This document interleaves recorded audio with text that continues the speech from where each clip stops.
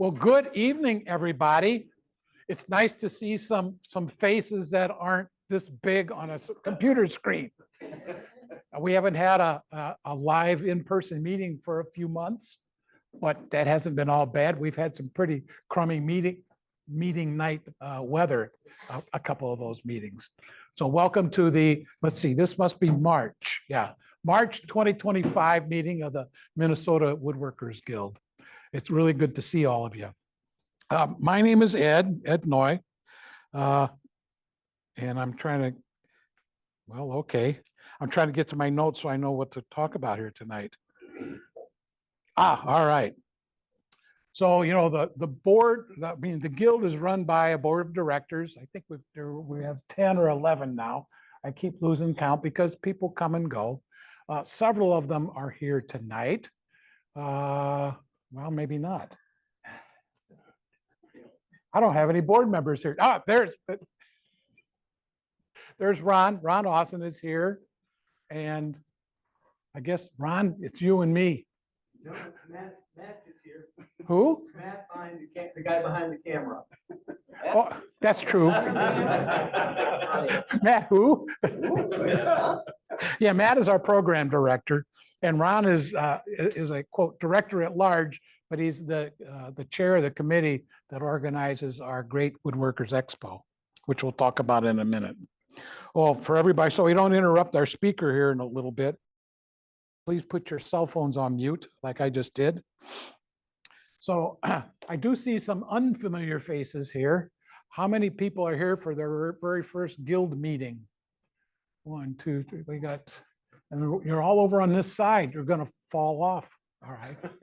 If you wouldn't mind, please stand up, tell us who you are and what brought you here. Not which vehicle, but what conceptually what brought you here. Eric Leslie, I just find that up my game as far as woodworking. Good place to come. Sean Kennedy. I'm a woodturner. The topic is very. Oh, good. Good. You get to stress wood.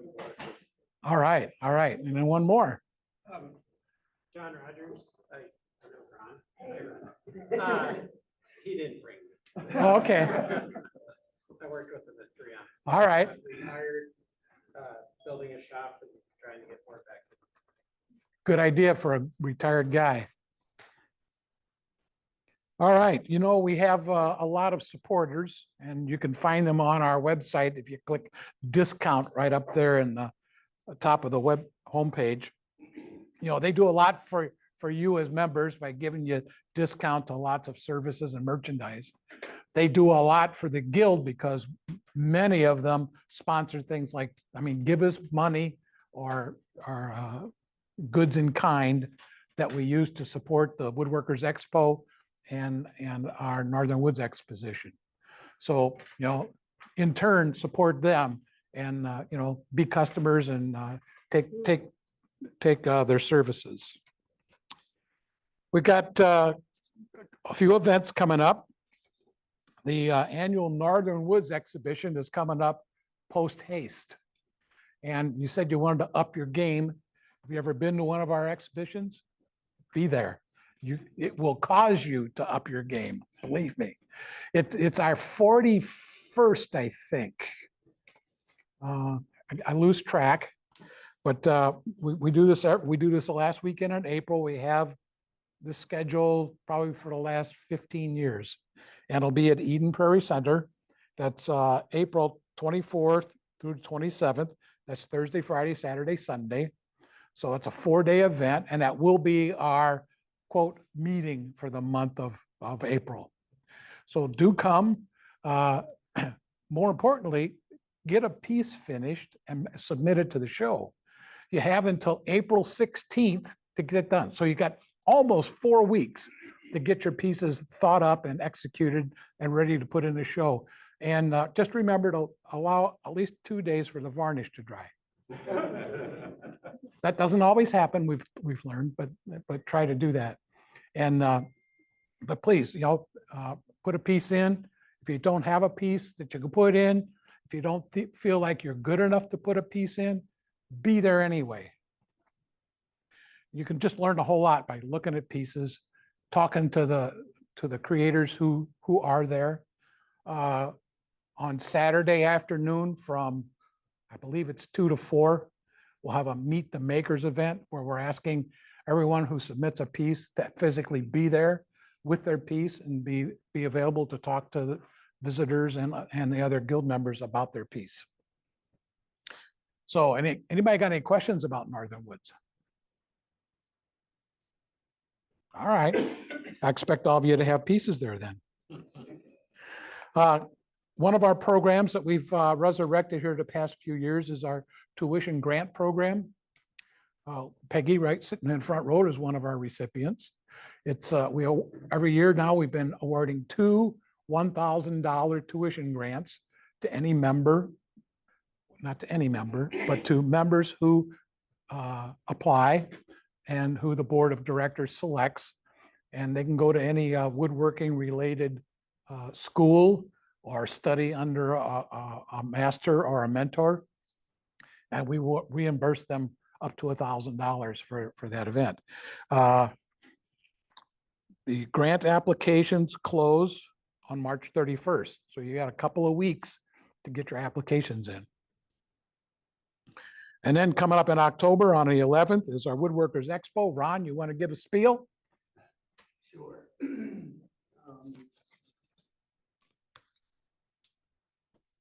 The Woodworkers Expo, it's October 11th. It's at the State Fairgrounds again. So we're in the same spot, which is really nice. We're starting to look at participants. I think we have, as of last week, we have 4 registered already, which is good. If you want to serve on if you're interested in the committee, by all means, let us know. We'd welcome you on the committee. I would also say there's 288 prospective participants that we can go after. So if you wanted to be a friend of the expo and just help us go through that list, maybe just help. Maybe you think a monthly meeting is too much, but maybe you would consider just helping us in some way, shape, or form. Let us know. I have a very few number of cards, calling cards, if anyone's interested. If anyone knows of a potential woodworking business or a maker or a school or a nonprofit, that we'd like to have those at the expo. So help us spread the word. Thank you. Very good, Ron. Thanks. I have a go back on Northern Woods. So you're all probably aware that this is an all volunteer organization. Everybody gets paid on the board the same amount, which is 0. And all the other volunteers that we get, they get paid 0. But volunteers is what we need to help run the Northern Woods exhibition. We need folks to help us set up. We need folks to help us tear down. And we need folks to be there physically all the time during the mall hours at Eden Prairie Center for those 4 days. And you all should have received an email soliciting your volunteerism. But I failed to send it, Polk. I just checked. It's not out there. So I'll have to get on that tonight. I was gonna say, did it just come out? No. So It is just coming out. it'll be out later today. And that's the end of April, right? Yeah, the last weekend in April, Thursday, Friday, Saturday, Sunday, 24th through 27th. And then recently, a whole lot of you participated in an education survey. We've got a subgroup of the board of directors, along with a couple other volunteers, that are looking at how do we provide better educational opportunities for our members. And we've had a really, really good response. I think they told me that 30% of the membership has responded. Now the membership is right around at 800. So that's a really good sample. And that group of folks are going to be able to make some good decisions on how to up our education game. Announcements. Anybody got announcements they need to make? Yeah, I use the microphone. Yeah. I'm Blake Nelson, the librarian, and I got two topics tonight. One is right before COVID hit, we had a lot of DVDs that were checked out. And then with COVID shut things down, we didn't get those returned. So please check, see if you have anything checked out laying around. I don't want to start calling everybody people, but there's some stuff that was forgotten and it's getting a little overdue now. So yeah, so a little overdue. And the other thing is there's some others that are way overdue, like 15, 20 years. I think the people maybe have passed on or moved or what have you, and there's just no recovering those. So breaks my heart when somebody requests a video and I don't have it. And it's been checked out for that long. So we're trying to replace some of those with the board willing. They're hard to find. You just can't buy some of those anymore. So when I can, I'm trying to replace some of those that are long gone, but popular ones like hand tool woodworking, tuning hand planes and stuff like that. I had some recent requests and I was not able to fill those for people. So feel very bad about that. So I want the library used and please return them in a reasonable amount of time. Thank you. Quick point, would it be easier for you at some point to put them all on flash drives? We can't copyright. Well, you can, okay. No. That answers that. We've even thought about putting them on our website so people, but we can't because of the copyrights. Yeah. All right, anybody else? Announcements? Donovan. My name is John Cummings. I run the special interest group for the Guild for CNC. There's a small number of us, but we're trying to get more people involved.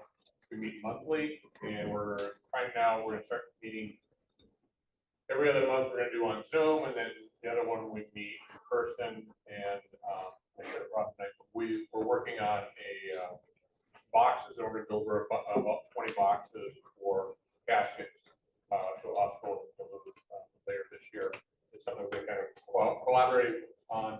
So we're working on that, but you don't have to have a CNC to get involved. We've got people that, if you're interested in it, that people are like don't know what to buy and stuff. So we'll, if you're interested, let me know. I'm going to also I'll put an email out here as soon as I get to it, and do the same thing. But I'll be around here in the evening if you have questions. So. Okay, anything else? All right, next thing is we're going to give away. Are you? Go ahead. You want to? We're going to give away. All right. Well, let's do something before that.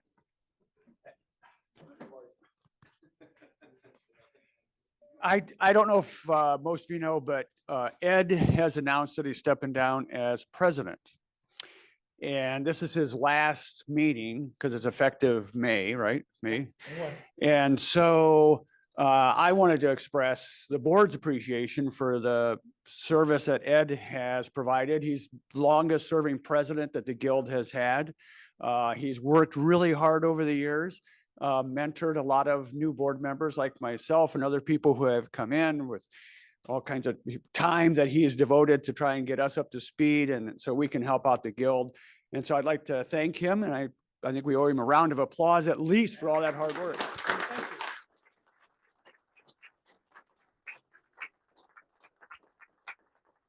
That was certainly kind and unnecessary. All right, one of the traditions we've had at this organization for as long as I've been it is we give away door prizes at our face-to-face meetings. Does everybody have a red ticket? You got everybody, Oz? All right. All right, so what are we going to do here first? We're going to start with a Milwaukee brand framing blade. Last three numbers. 691. There you go. That's this is an honor thing. And we're going to give away a gallon of Tight Bond 2. If anybody does any iron-on veneering, this is the best product for it right here. Number 683.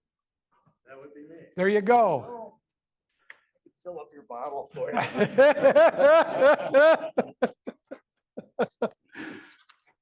All right. We have here, this looks like a jet. Yeah, it's a jet clamp. Looks like about an 18-incher. Well, no, it says 12 on it.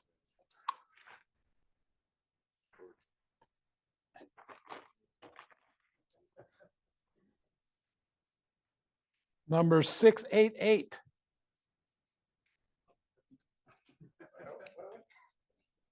There you go. Now you've just got to find another clamp.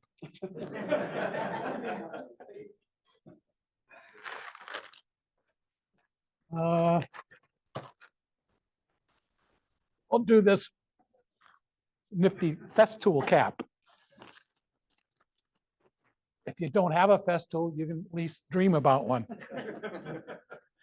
Number 673. You don't need a cap, but you got one.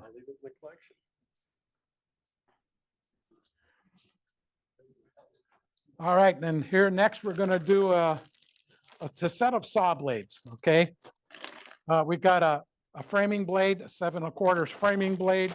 We got a 10-inch 60 tooth, and we actually have a 12-inch 80 tooth. So maybe you all have a non-woodworking friend or somebody with a really old saw. That goes to number 675. Polk, the hand tool guy. That's what I was just saying. What am I gonna do with these?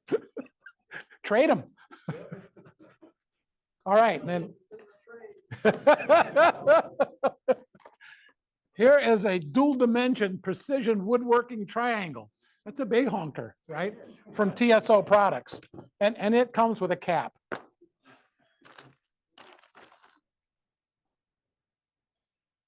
Number 680. Don't hurt anybody with that. And last, I know we got some wood turners in the group. This is a 3/4 inch skew handle with a 12-inch aluminum, or skew chisel with a 12-inch aluminum handle from Carter and Sons. See how we're doing. Number 692. Oh, Angela, there you go. Now you got to take up wood turning. Talk to Peggy, she can help you out. All right, that's all we have to give away tonight. We're going to go on to our program. Dan from our program committee will make the introduction. Right here.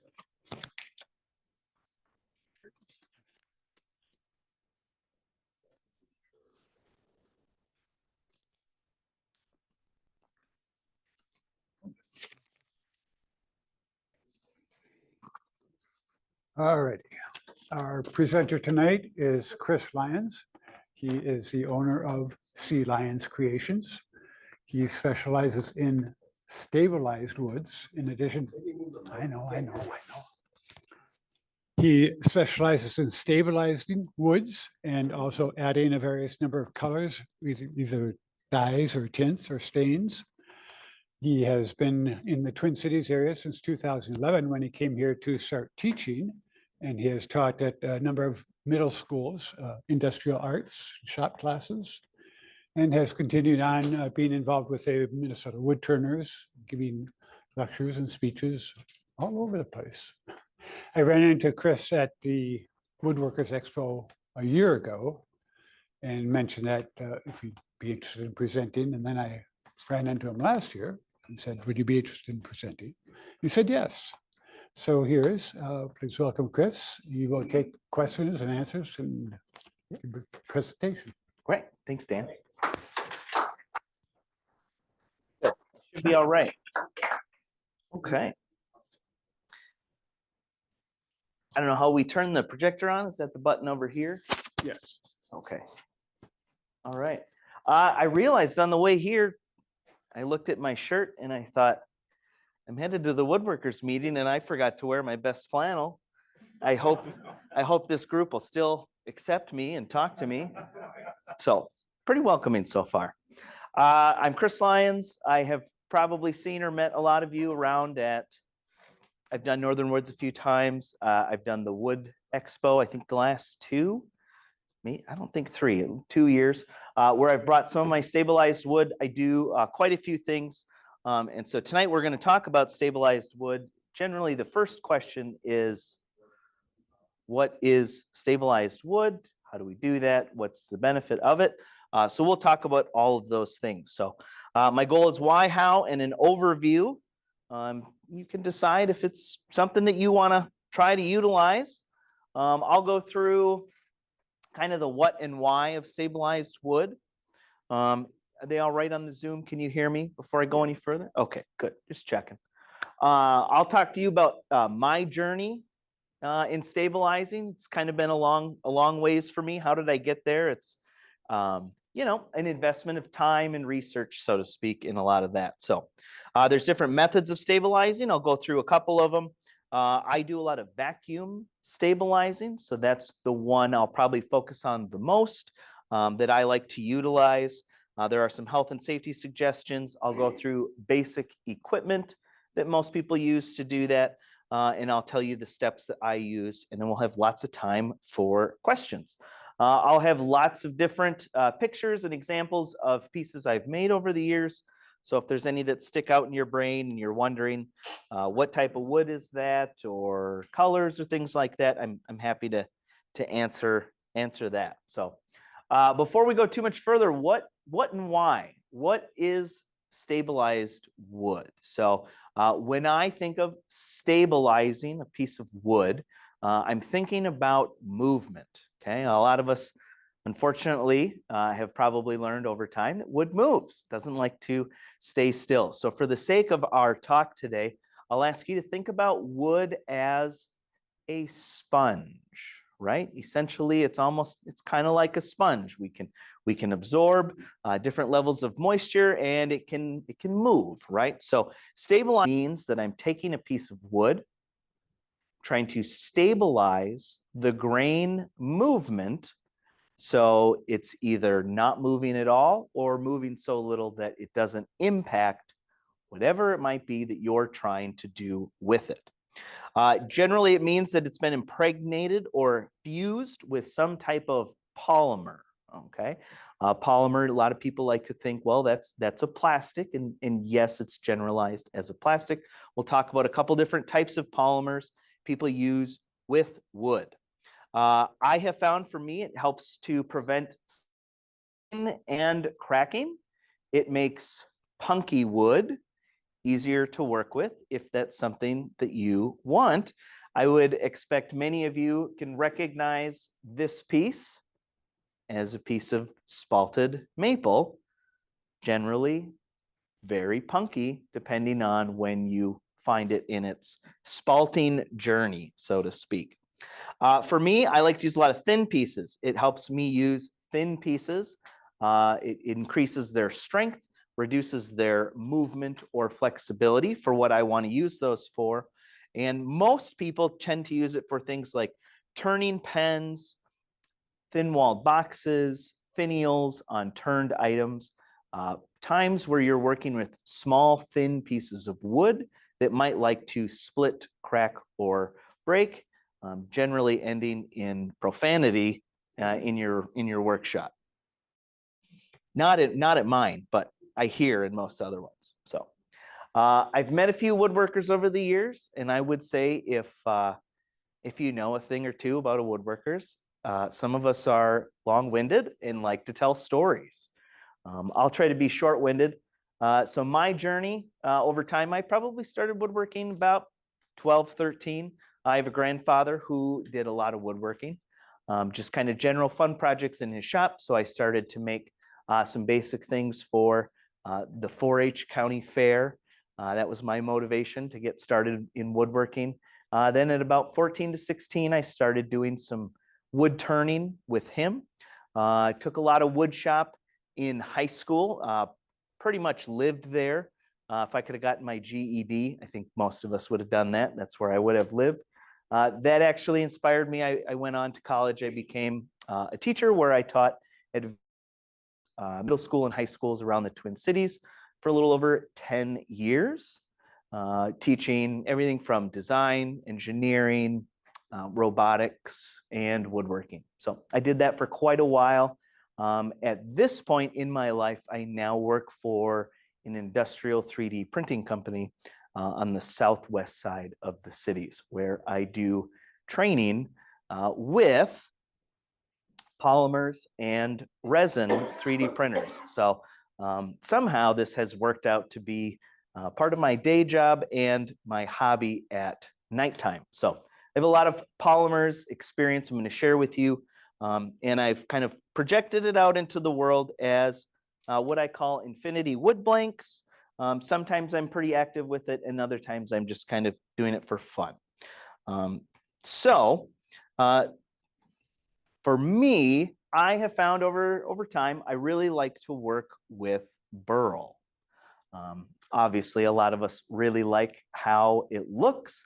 I've had a lot of fun in my journey of finding burls, using them for different projects. And over time, if you've ever worked with the burl, I'm sure you've learned that grain movement in general with burls is a little bit different than a straight grain piece of wood. And sometimes it's really fun, and sometimes you just kind of want to scream because the grain moves literally in all directions. It can move out, it can move to the side. Every piece will move a little bit differently. So for me, in the last 10 years, I've dove into more wood turning. I also build guitars for fun, some for sale. And so over time, it's, you notice how the wood grain moves. Sometimes it's nice, and then sometimes it presents issues.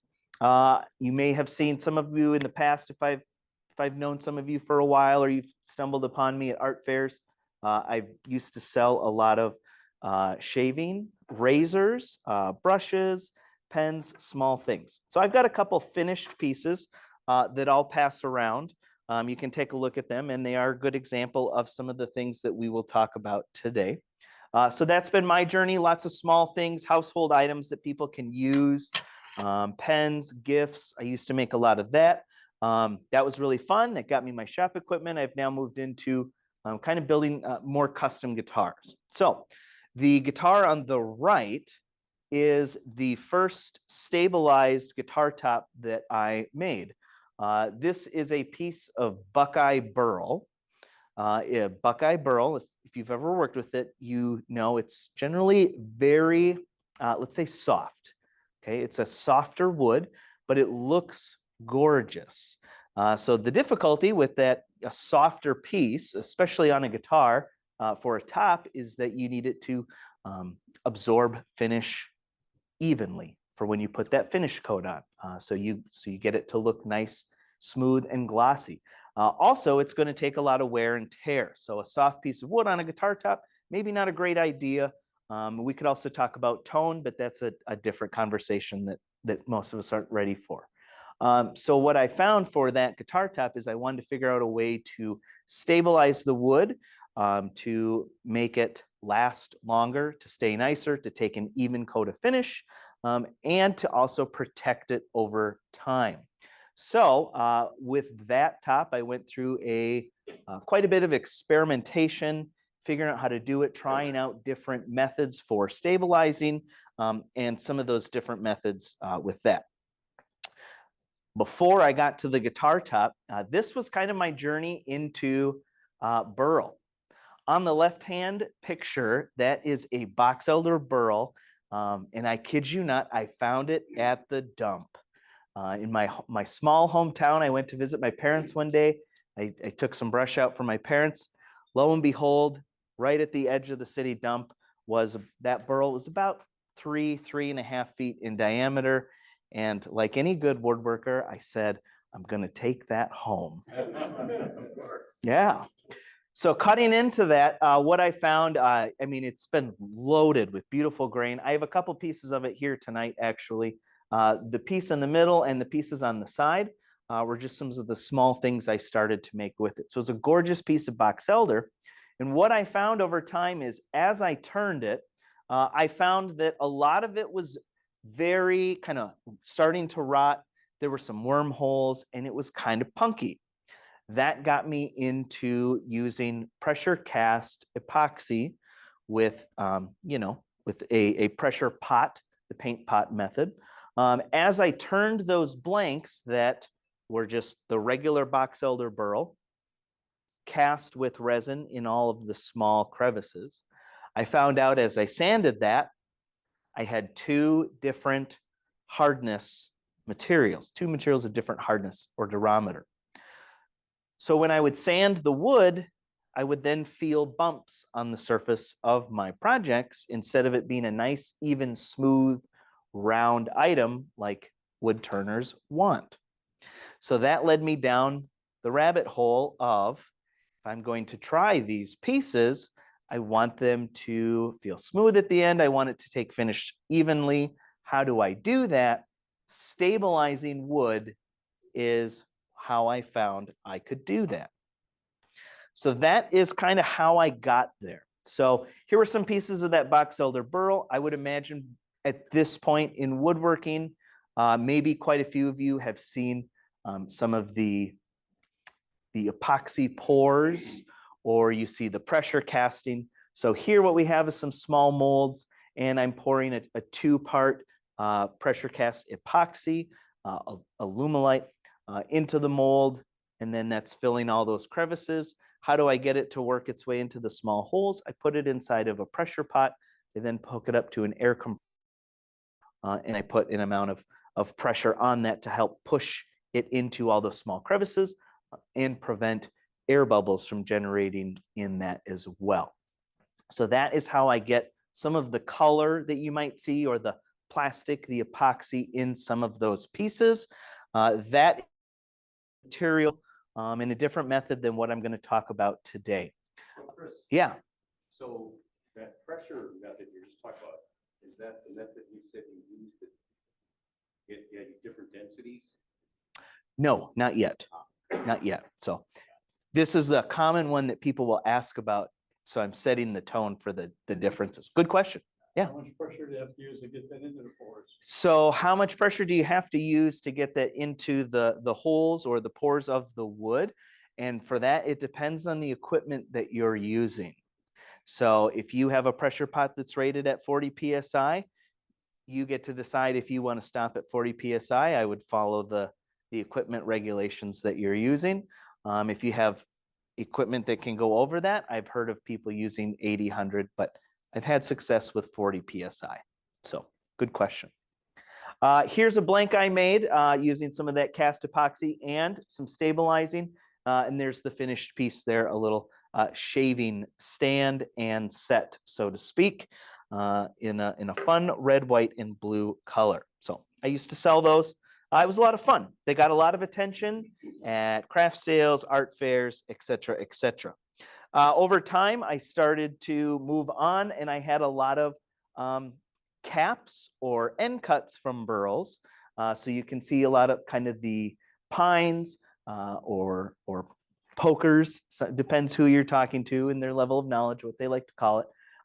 And so those are really fun to cast around and then to turn. So that's kind of how I got there. These are coffee scoops.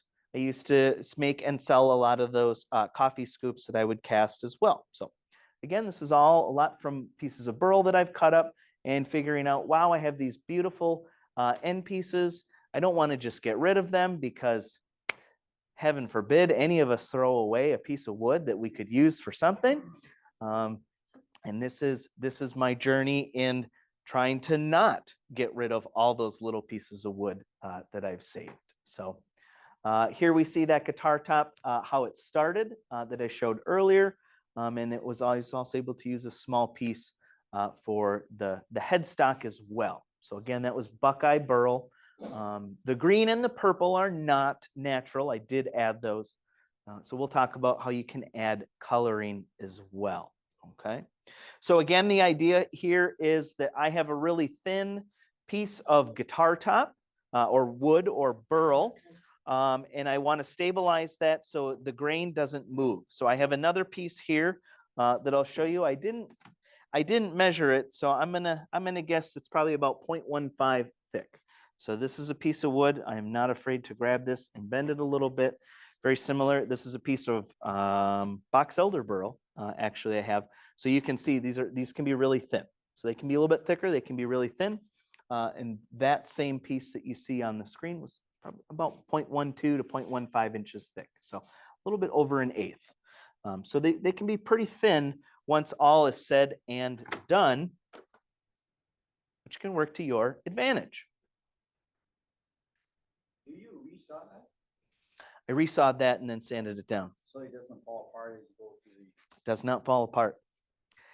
It does wear on your blades though. Okay, so you do the. You don't take the raw wood and send to your, and resaw everything. I will start by resawing a raw piece of wood. Depends on the piece and what I want the final thickness to be. I might initially resaw to 1/2 of an inch. Those are, I generally probably start like 3/8 to 1/2 of an inch. I do my stabilizing process. And then if I have to pour resin or epoxy around that, I'll do that. And then I resaw or book match again, so I get matching. When you do the Sides. raw wood, doesn't, if it's kind of funky, is that falling apart, losing pieces and through that resaw? If it's going to fall apart when I do the original resaw, I probably won't use that piece if it's that far gone. So, but I like resawing as much as I can before I stabilize because that's easier. And if it's soft and punky, cuts right through like a piece of butter. And that's kind of what I want to start. So, all right. Okay, so how does resin cure? I want to go through a couple different types of resin. First, and essentially first, what exactly is resin? Because there's different terms and there's different types. I bet there's some material science enthusiasts in the bunch. So if I do start to use some terms or things and you're not sure what that means, please raise your hand and let me know. So exactly what is resin? Resins are viscous liquid polymers derived from organic or synthetic sources. Their benefits are the ability to transition from a liquid to a homogeneous solid structure. Okay, so I'm taking something that starts as a liquid and there's going to be a chemical reaction. The chemical reaction is going to cause the resin to polymerize, hence polymer. And so with wood, the whole idea here is, do you think of, when I taught middle school, this is how I would tell kids about what a piece of wood is. Wood is like a piece of string cheese, okay? If I grab in the middle and I try to pull it apart, it's a little difficult. It'll move, but it'll stay together. But as soon as I find the direction of the grain and I grab from the end and I go to peel that, it peels off real easy. So a regular straight grain piece of wood is the same thing, same way. When you polymerize a piece of wood and you use resin into it, what you do is you create bonds and connections in all directions. So if I were to polymerize, impregnate a regular piece of wood with a resin, when I go to tear it with the grain, it's not going to tear like it normally would because there are now bonds, connections, okay, in all directions if done correctly, okay? So curing can occur in a resin through a couple different methods. We have oxygen or air exposure. So some of the normal resins that you mix, all you have to do is pour it into your mold, whatever it is you're working with. That exposure to oxygen or air can cause it to chain react, polymerize, and cure. You might mix an A and a B component. That's your atypical epoxy that you see people pouring for projects. You mix the A and the B, it starts a chemical reaction, and eventually it will cure and it will become solid.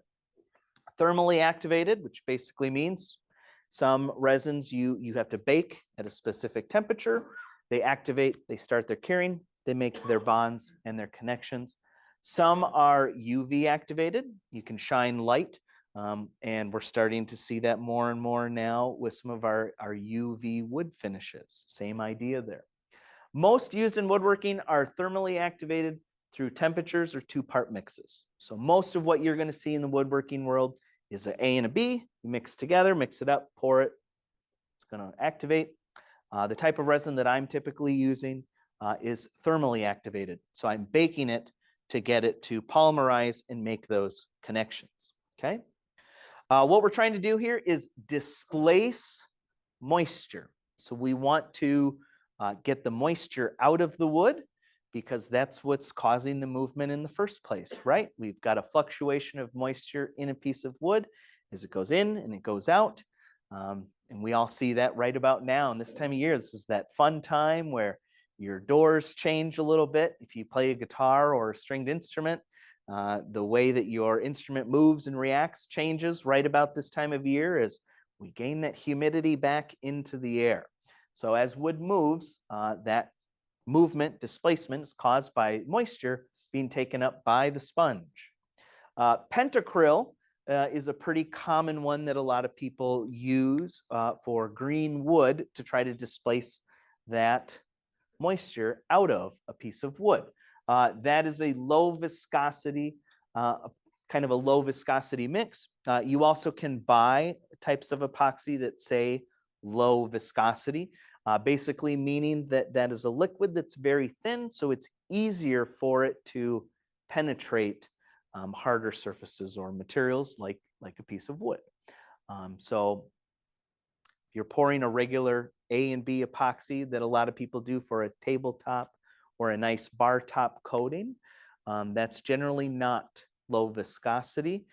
That's just going to sit on the surface. You can buy other types that are low viscosity, meaning it's easier for those to kind of be soaked up or absorbed by a piece of wood. And that's what a lot of people will use for punky or softer woods to kind of harden the surface. A lot of people will actually use that as a type of a grain filler before they put on their actual finish coats as well. So that's a common one. Another common form of stabilizing is to use a pressure pot. Alumilite epoxies are fairly common and popular within the woodworking world. There are a couple of other brands that have been on the rise in the last couple of years as well. So with the pressure casting, you create your mold, you create your piece, whatever it might be. You set it inside of what's typically a paint pot or a pressure pot. You lock the lid down, you introduce compression with a air compressor and go up to the level of PSI that you wish. So you're adding pressure. It helps push the epoxy or the sealant into the wood itself. The last one we see here is called vacuum stabilizing, where what we do is we use vacuum to remove the air from the chamber that it's in. Generally what happens is you have a piece of wood inside of a low viscosity resin or epoxy, and you attempt to pull out all the air. When you introduce air back into the chamber, think about your sponge. If I pull all the air out of a sponge and it's sitting inside of a liquid, totally submersed, and I introduce atmospheric pressure or air back to that sponge, what does it do? It sucks up whatever that liquid is around it. Or if it is exposed to air, will expose that air. That is the type I generally use. And that is what people who are using thermally cured resins are generally using. Say again? Is there any role for CA, cyanoacrylate, that you buy? Repeat the question. Yep. A role for it? Stabilizing wood, I know that in construction. The question was, is there a role for CA glue? CA glue. I would say when I first started, I did use a lot of CA glue to kind of help lock pieces in, solidify them. You can do that. If you've used CA glue, you know that it definitely it has an off gassing, right? It does off gas. There's an odor. There's a chemical reaction there. You can do that. You'd have to use a lot of CA glue very, very quickly. And I would say I've used CA glue as a finish in wood turning. It works well for that. It is fairly brittle. I wouldn't necessarily use it to stabilize a piece all the way through, just because of its reaction time. So, but I would say that Cieglo has a place in helping keep things together when you're doing that. So we're going to get deeper into the vacuum stabilizing in a little bit. Before we go too much further, a disclaimer: there is some health and safety importance if you are going to start doing this. So things like PPE is extremely important. Glasses, gloves, long sleeves, pants, coats, sometimes a respirator depending on your health or what you're working with. So again, it's up to you. Just a disclaimer. Read warnings and guidelines. All products will come with those. Certain equipment, like we mentioned, does have limits or guidelines. So for, a pressure pot, if I buy the lowest cost pressure pot, it'll probably have a warning of, hey, please do not exceed 40 to 50 PSI. And I would, heed that warning with caution and don't overexert pressures or vacuums on your equipment. So some of this can get kind of dangerous depending how far you want to push it. Perform your curing operations in a well-ventilated area. So don't do this in your basement necessarily all the time. Don't do this in a small garage. If you have all the windows closed, it's great with the window open or door, garage door, or you can do it out in the driveway. For example, I've seen some horror videos of people who don't understand how to properly mix epoxy. And you see the videos of people, I'm going to make a 3-inch thick dining table and I'm going to pour all this epoxy. And they don't understand that there are different types for different methods. And they pour thousands of dollars of epoxy 2 to 3 inches thick. And they don't understand that certain epoxies activate by generating heat. Well, if you pour too thick of an epoxy and don't give it enough room to get that heat out because it's too thick, traps all that heat in, gets really hot really fast, can crack, explode, or start on fire in really bad cases. So probably best done in a well-ventilated area, okay? Avoid skin contact with resins to prevent sensitivity that can happen with overexposure over time. Wear gloves. Love the environment, but if you're working with resin, wear the gloves, throw them away, wear the gloves. You don't want to generate a sensitivity to these materials. Perform tasks on a cleanable surface. Stainless, like a kitchen table, is nice. I've also found HDPE works really well too. You could lay down some plastic if you wish, but keep in mind plastic and sometimes other plastics don't always mix well. HDPE, high density polyethylene, works really well. It's easy to clean off or scrape off cure resins, epoxies, glues, etc. Clean area and surfaces with alcohol or acetone if you need to clean them off. I generally use 90% isopropyl alcohol, and that cleans my surfaces off really well. Soak resin or solvent rags in water, fire safe trash, or put them outside. Don't keep them in your trash can when you're using alcohols or other solvents that can spontaneously combust. Okay. Things that I have in my process, I like to use, I have a lot of containers for different resins. Some of them are Tupperware where they can seal. We'll talk about that with my low viscosity resin. Non-porous weights work really well for the method that I use. And so pieces of metal that don't absorb the resin, the stabilizing agent that I want to use, work really well because wood floats most of the time, right? And it doesn't work well when it's floating. You want it to be under the surface, okay? I like to use, I have a vacuum pump. I also have a vacuum chamber. Easy to find those online. You can easily buy them, and a lot of them are actually very affordable nowadays. You can buy them in a pack as well to get started. For the pressure casting, people will use a pressure pot.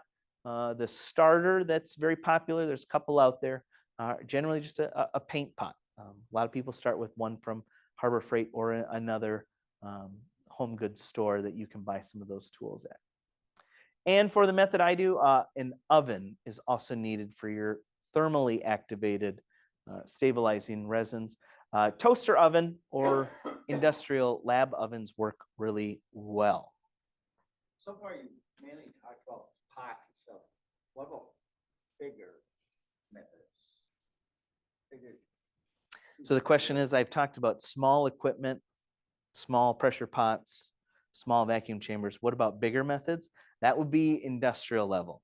So if you want to talk about what does stabilizing look like on an industrial level, now we're talking about, you know, decking. Wow, it's escaping my brain. Not green wood, but pressure treated lumber. It's same idea. Yeah. Am I advocating for you to do that at home? Probably not. Yeah, I like to stay off the city radar, and so you're not going to see any of my equipment. So if you start to put industrial equipment on your property, that's up to you. So, but the next stage up would be industrial level equipment, and I would say that would be important for a safety perspective as well. So there's no in between. You're going to do a counter, I mean, a tabletop. No. Oh man, if you want to do a tabletop, oh boy, good luck. Yeah, that's a big piece of equipment. Yeah, that would be very large. Yeah, very industrial. So yeah, I would just go the industrial route and over-engineer it. Yep, do your calculations. Some of it can get dangerous. So when I'm doing my vacuum stabilizing, this is my process I'll go through now. So first, I've got two pieces I brought with me. This is kind of one more piece that's inspired me to start stabilizing. This is spalted maple. There are some wormholes in this, just so you know. They're done. They're dead. I baked this, so don't think, wow, he brought those in here. I did not. They're dead. So I have two pieces here, and you will be able to tell which one is stabilized. These are cut from the same piece of spalted maple. They're almost the same dimensions, but you'll generally be able to tell from the density of these pieces which one is stabilized. So it's a big difference. So with vacuum stabilizing, here is my workflow. So I'll start with a piece of wood. I generally cut it a little bit larger than I'm going to want the finished piece to be. So here's a piece of that box elder burl I initially talked about at the beginning. First step is to make sure we have no moisture inside. The stabilizing won't work as well if you still have moisture inside of the piece. Question? Okay, this is about an inch thick. If you cut into it, would you have, like, is this true? We're going to get to that. Okay. We're going to get to that. That's a good question. So drying my wood, making sure it has zero moisture. How do I make sure I have no moisture? I weigh it before I put it into my drying system, whatever that might be. I weigh it after, and when it stops losing weight, I've removed all the moisture that I can out of it. If you're trying to remove moisture from a piece of wood, slow and low wins the race. Okay. I try not to go too high. I generally get to about boiling temperature, around 200, a little bit over that. So then I know I'm getting all the moisture out, trying to lose that weight. The next thing I'll do is I'll immerse the wood in the stabilizing resin. The type of resin I'm generally using is called cactus juice, probably the most popular on the market that I have seen, that I have dealt with. There are other types. You can find cactus juice just by typing it in on Google. And the one thing I'll say about cactus juice is the person who owns that company is probably the most reachable and direct, helpful business owner I've ever talked to or seen online. He is very present across message boards, forums, Facebook conversations. He's all over. He gives you his phone number. You can call him and ask him questions. He's great. Is cactus juice actually from a cactus? I cannot verify that, so don't think it's actual cactus juice. I get that one a lot. After that, so I've immersed the wood in the stabilizing resin. It's low viscosity. It's 2 parts. So when I order it, it shows up in a gallon jug. I pour in part B, which is just a couple of ounces. You mix them up, then it's activated. You just have to keep it below about 90 to 100 degrees Fahrenheit. Okay. I completely submerge the wood in the stabilizing resin, and then I put it under vacuum pressure. So at that point, I'm pulling all the air out of the wood, and I'll be honest with you, it's probably the most exciting part of the whole process. You've got a piece of wood that's full of air. It's down in a liquid.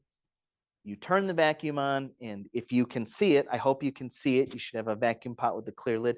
You can see all the bubbles, the air start to remove out. Ed. Chris, would you comment on how rapidly you should apply the vacuum? Yes. So the question was, how rapidly should we apply the vacuum? When you first start, you want to apply the vacuum slowly because it will pull the air out very fast and it'll be fun to watch. And then the next thing you know, you've created a resin bubble bath, so to speak, inside of your vacuum chamber. I mean, it can spill over the sides based on what container you're using or create a large mess. So generally when people apply vacuum, they apply it very slowly until you kind of reach an equilibrium where you don't have large amounts of bubbles and air coming out of the wood so it doesn't make a mess. Great question. Great question. Yeah, yeah. Same. It's how you learn, right? Question. So if you pull the resin into the vacuum, yes, you could hurt your vacuum pump. Some people make little catchers in between where it's almost like a small reservoir. If they do accidentally pull it, most vacuum pots that you're pulling with or pulling the air inside of, your vacuum is at the top. So hopefully it's not so full that you would lift that up, but it is a concern, yes. Some people will put different devices between the vacuum chamber itself and the vacuum pump to negate that issue. What units do you measure the vacuum in? Are you using PSI, inches of mercury, or torr? Inches of mercury. And so not to go too nerdy, but you can calculate the maximum mercury you're about to pull, which is layman's terms, how about negative PSI? And so you can calculate that based on the altitude that you're at. So we're 700 to 800 feet above sea level. So I've done the calculations and know I can get to about 25 to 26, negative 25, 26 mercury. So those values change based on your altitude. So you want to keep under vacuum until no more bubbles are present. If you watch it and you can see it, I like to I tap my chamber, make sure there's no bubbles trapped, and every once in a while I see a couple float to the surface. And so some people will pull anywhere from a couple hours of vacuum to a couple of days. How do you know? You're looking for bubbles. What if one piece of wood is pulling a lot of bubbles and one isn't? Well, just different woods are different densities. So for example, like the spalted maple that we're passing around, get a lot of bubbles from that one right away. I probably pull vacuum on those for anywhere from 12 to 36 hours. And then I've got smaller pieces that are more dense, that don't have as much air, and I only have to pull vacuum on those for a couple of hours. Done with that, what you're going to do is keep the wood fully immersed in the resin, and we're going to introduce air back in. So now what we've done is we've pulled all the air out of our sponge, right? If it could move more, it's shrunk up and condensed down into this tiny little sponge, and we introduce the air and it's ready to absorb everything back that it can. If it's exposed to air, it'll pull all the air in instantly and you've kind of wasted all your time and work. If you leave it fully submerged, what you'll notice is your resin level in your container will go down because you've now hopefully impregnated the actual wood itself. So I got one, I'll pass this one around too. These are both pieces of that box elder burl that I started with.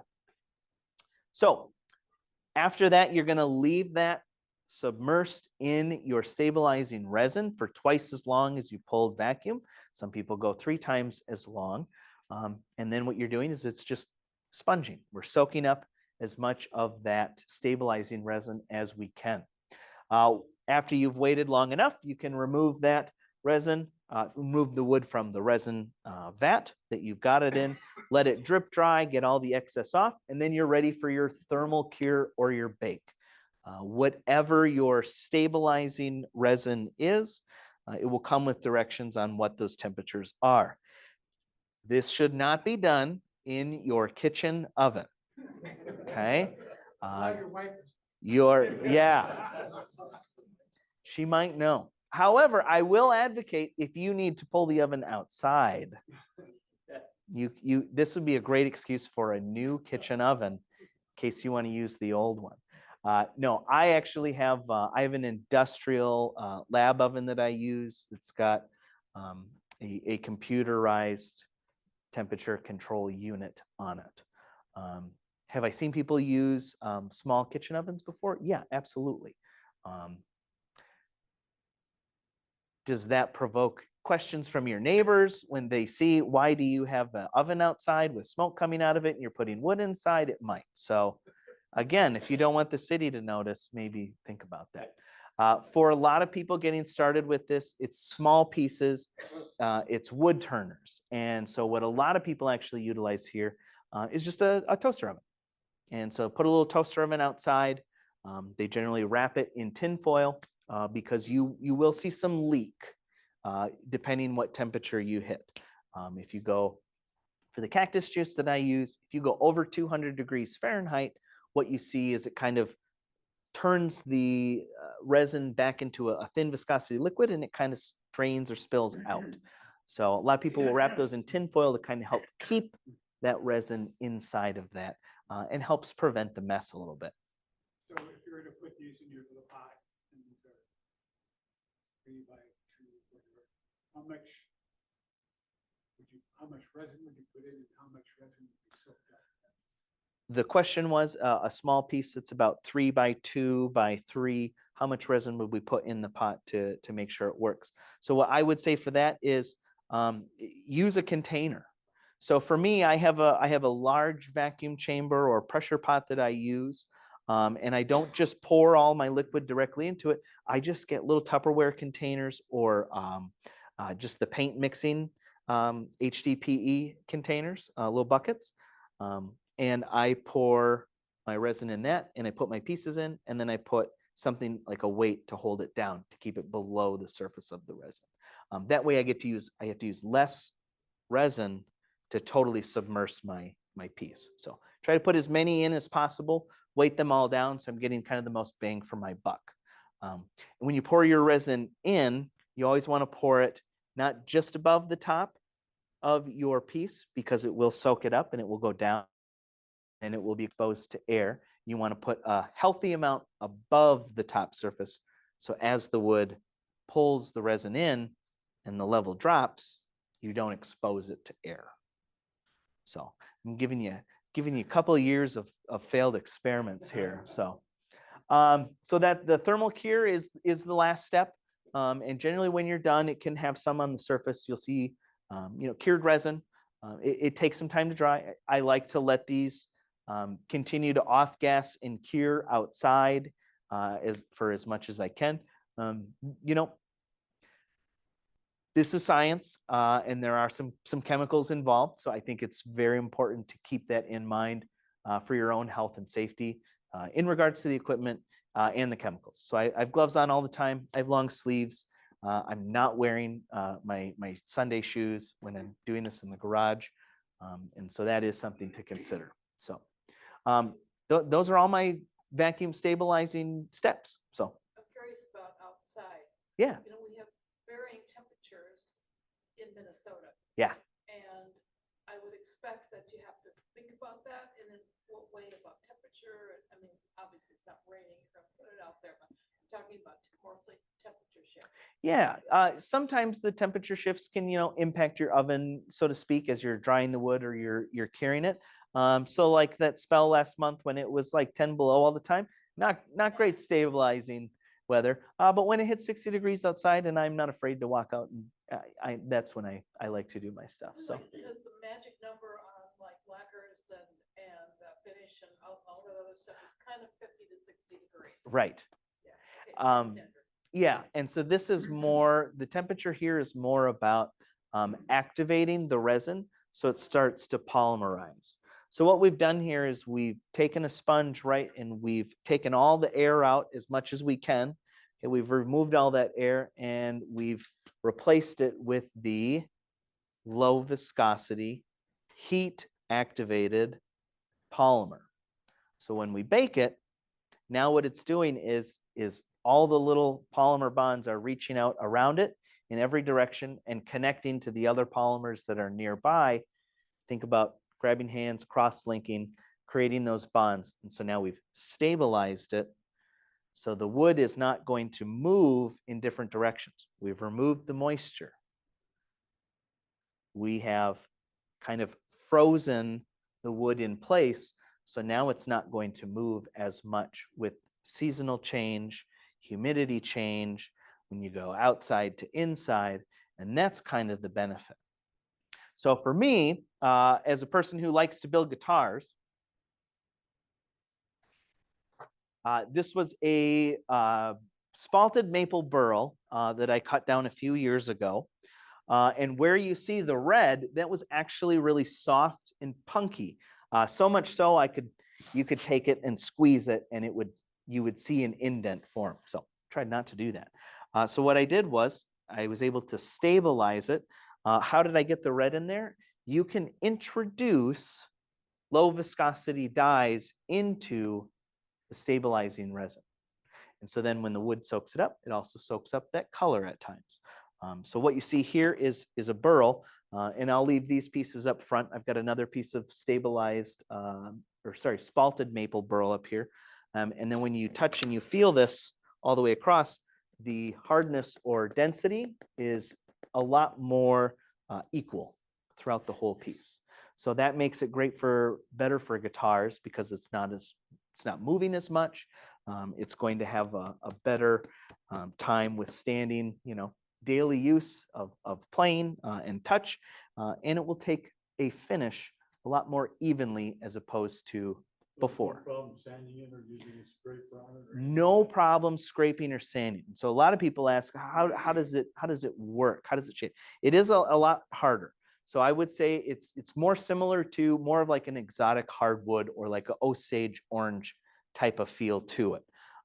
When you cut it, it will be a more of a chalky dust and not like a nice shaving that you get with a hand plane. Sometimes it can be a little bit brittle. So I don't necessarily like use a hand plane on an edge. I'll sand it. Maybe I'll use a scraper a little bit here and there, but for the most part, it's sanding. I think it works fairly easy when you cut it on the bandsaw. So when I resaw these, like I hear it, you hear it, you feel in the blade. I cut slow. I mean, it's like cutting a piece of hardwood. That's, I don't know the exact Janka scale hardness, so don't hold me to it, but it's pretty high. It's well over 1,500 or 2,000. So if sometimes I use carbide blades, and sometimes if I know like this blade's only got a few cuts left on it before I get rid of it, I'll just sacrifice it to the wood heathens. So those thin boards, then are you mounting them on for your guitar, a thicker? it'll go on a thicker body. Yep, these will. I'll glue them down to it. So and generally when I glue this, I've had some success with wood glue, but I generally when I'm going to glue this, I'll use more of an epoxy as opposed to like a wood glue, PVA. You don't glue that into another board? I do. Doesn't that board move? So generally when I glue this onto another board, it's a board that's probably 1.5 to 2 inches thick. And so that one might move a little bit. But what I've done is generally this in a smaller scale is going to move up and down because this is a burl grain. It's going to go every which way in direction.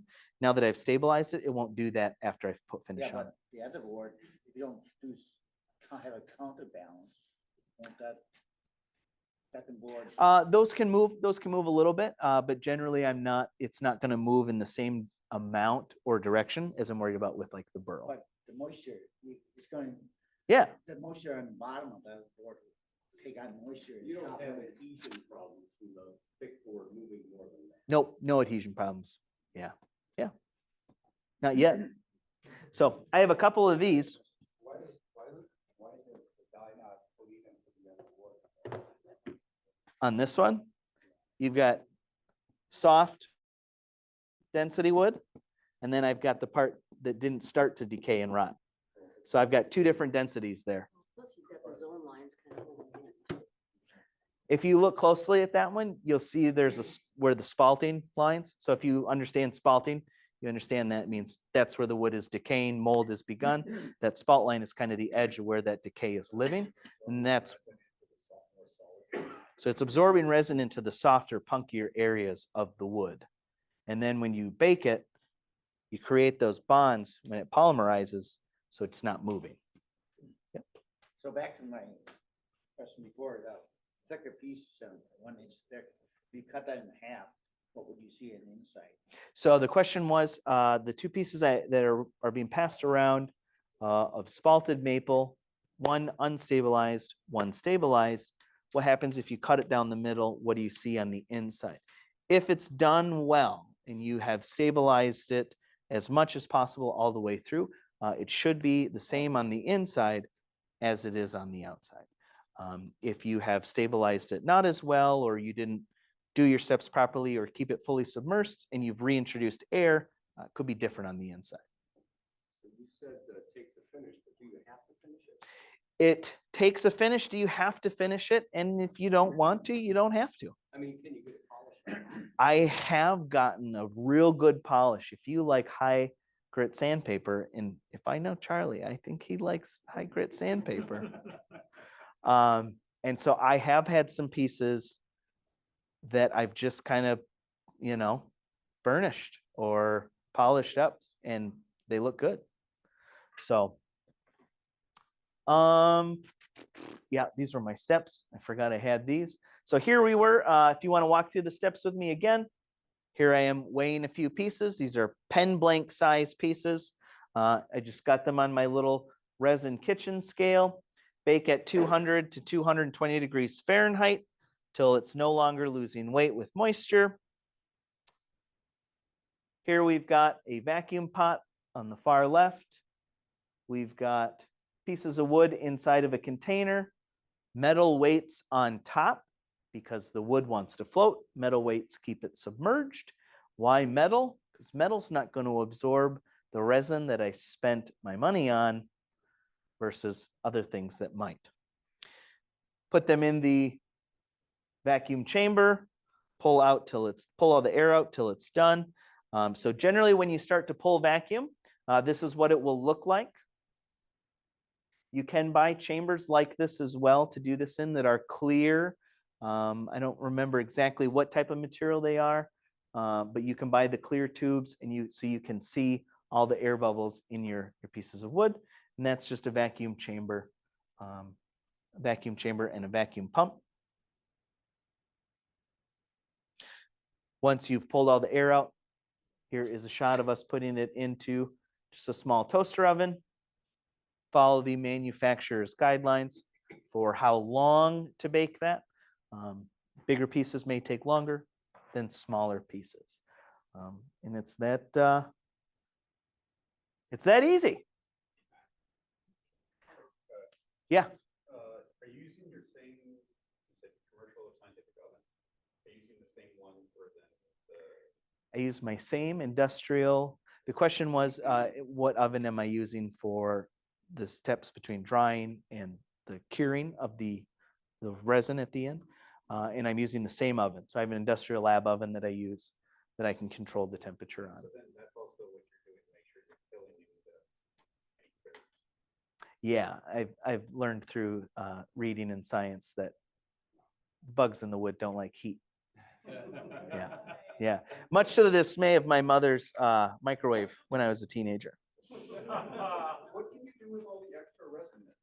Does it just, can you reuse it? Oh yeah, so this resin that I'm using to vacuum stabilize, when you're done, it doesn't cure up because I'm not taking the rest of the liquid and putting it in the oven. Pulling the wood out, let it drip out, and then you set the wood into the oven itself afterwards. So here, if you look closely, it's just on a little wire rack on a sheet pan, baking sheet, baking it that way. So you can put it back in the bottle. You can just leave it in your pot. That's kind of what I do. And then I put the next batch in and keep going. Okay. Yeah. You're right. Yeah, it says it's good for a year once you kind of initially open and start. How do you get multiple colors? That's a great question, Charlie. You might have to pay me for that one. You ever get a box of crayons in school, Charlie? So here's a couple of pieces. When it's all done, it should feel hardened. If it feels oily or slick, it maybe didn't fully cure. And so check the manufacturer's guidelines, what their recommendations are in regards to how long you should have baked it, what it should feel like, all those kinds of steps. Sometimes mistakes can happen. So the pieces we're seeing up here have multiple colors. Some of them have colors all the way through. And what I found is, you know, if you're looking at a piece of wood, you do want to think about its density. So a lot of times in different pages that people read to look for advice or ask questions, guidance, etc. Every once in a while, I saw one the other day, somebody said, I'm trying to stabilize a piece of Osage orange and it doesn't seem like I'm getting anywhere.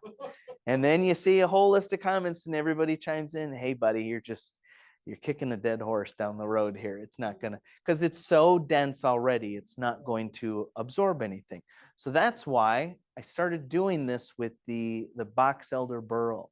I started doing this with the spalted maple because they're already soft and punky. And that was the problem is, you know, I can't bring myself to throw away a beautiful looking piece of wood. I want to save this. And this is unfortunately my dilemma of saving too many pieces of wood. I will admit this year I have started throwing things away. I'm proud of myself in that sense. But I've saved a lot of pieces of wood. So to add color, what I have found is woods that are less dense tend to absorb color better, kind of like dyes. And I think you've already been down this road, right? How well does that hard piece of maple absorb your color in your dye? Probably not as good as a piece of Buckeye burl does, or a soft piece of spalted maple. So there's different dyes that you can buy out there. I don't have it down to an exact science. A lot of people do really well with colors. More dye equals more color. And you kind of got to play with it and experiment. How do you do multiple colors? You just do the same thing in multiple stages. Yep. So you put some in, you have your blue. Yep. Stuff. You like partially suck the stuff out, bake it, and then do it again? There's multiple methods. Some people do that. Some people just let it soak in that dye, and depending on the piece of wood, I have had that work real well. Some people, yeah, will do that partially. To get two colors, I'll put one end of the wood in one color, give it a few days, and then I stick it in another pot with a different color and sit it in there for a few days. And sometimes I might not even pull vacuum, or then I might bake it and then do it again, pull more vacuum after that. So yeah, I'm still playing with it, still learning. So forever, unfortunately. So a lot of different pieces. So I don't know if I have the last thing I'll say is, what do you use this for? So a lot of people, and what I found best, this works really well for things that you're going to touch all the time. Knife makers love this stuff because you're going to wash your knife, right? You're going to wash the handle. You're going to use it. It's going to, if I'm cutting a big piece of meat, chances are I've got blood all over my hands. Sorry, vegetarians. And it's going to get on the handle, and you don't want that to absorb into the handle of your piece of wood. So knife makers really, really love stabilized wood, or they call them scales or knife blanks, things like that. I've got a bottle opener here with some stabilized wood because, this is probably going to be in an environment with some liquid. And so I want it to stay nice. And so this helps with that. So I'll have this one up here. I personally have found I like it for the guitar tops because I like to utilize beautiful burl woods, but I don't want them to move. I don't want the wood to have any movement at all as I finish that. So I get a good finish as I give it to a customer over time. It's not moving around, changing how it looks. I want to keep that same nice finish. I use it for really, really thin pieces. I don't have all my pictures of my guitars. I have more on my website. So if you are familiar with the front of a guitar, there's a pickup that picks up the sound. And I actually make really thin wood covers for those The one I made last fall, that's why I don't have the examples with me. I think I had measured down, it was less than a 1/10 of an inch. I was down to 0.08 inches thick. I grabbed it and I would bend it and it was just fine. Didn't break on me. It was a piece of stabilized box elder burl. So I've done that. Also works really well for me for inlays. I have a guitar. I don't have a picture of it up in here. I have a guitar right now with some inlays that I made with maple, and I CNC'd them. It's just like a wire frame, like a rectangle, and I went down to less than a 1/16 of an inch in width for the whole rectangular border. CNC'd them, came off just fine. I onion peeled them, cut them off of my bandsaw, plucked out each one, glued them right into the fretboard. Works really well for things that might be a handle, anything that you're going to touch often. I also passed around a pen blank. Pen turners really like them because you're turning your pen blanks down really, really, really thin. And generally, when you get real thin, they can crack or explode or break. And so stabilized wood works really well for that as well, to keep it from breaking. So again, thinking about grain direction, how it might split if it's really thin, stabilizing helps that. Question? Would you consider the stuff or the resins that you're using food safe? You'd have to check with your manufacturer. So the question was, do you consider the resins I'm using food safe? And that is not up to me to decide. That is an approval that you have to get through scientific testing and certification. So you have to check with the manufacturer of the resin that you're using. So my blanket answer is going to be no. Check with the manufacturer. Yeah. Question? What happens if you use it on curly maple? Curly maple, you want the grain to pop and put a finish on it. Does that take away The question, chance of popping? yeah, question is, what if I'm using this on a piece of wood like curly maple, where we want the grain to pop? What I have found is this actually helps accentuate the chatoyance that you see in a lot of woods. You'll be able to see that on some of these up here. Keep in mind, I only sanded them up to 120. So once they get sanded up even higher and you put finish on them, they just radiate. I've also found for woods like maple, if I introduce a little bit of black dye into my resins, my stabilizing, or just like when you put finish on, you introduce that black dye and you sand a little bit off, that chatoyance just pops. It's amazing. Have you done any of this or done a case where you just do it kind of superficially, where you don't stabilize the entire piece of wood, where you essentially do a finish?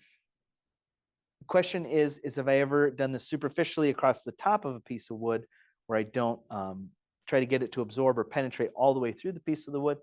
Yes, I have. And that's actually what a lot of people will do to kind of, if we want to say, grain fill or seal different woods. So for something like if I were to buy an epoxy based, low viscosity epoxy, a lot of people will do that to something that's maybe a softer top, or they want that penetration on the surface and maybe think, shellac isn't maybe going to do the trick for me. They'll buy a penetrating epoxy, mix that, pour on, and then you can kind of control how much. You'll see it absorb into the surface. You can apply more, but that is a tactic that a lot of people will use as well. And that's great for just kind of hardening one surface. You don't have to maybe stabilize an entire piece of wood. Yeah, great question. What happens if you try this on commercial veneer? Let's take a small piece of commercial veneer. I have, question is what if we try this on a piece of commercial veneer? And I haven't tried that. I would say a thin piece of wood like that, it's going to react just like if you were to just soak it in water, because it's a liquid.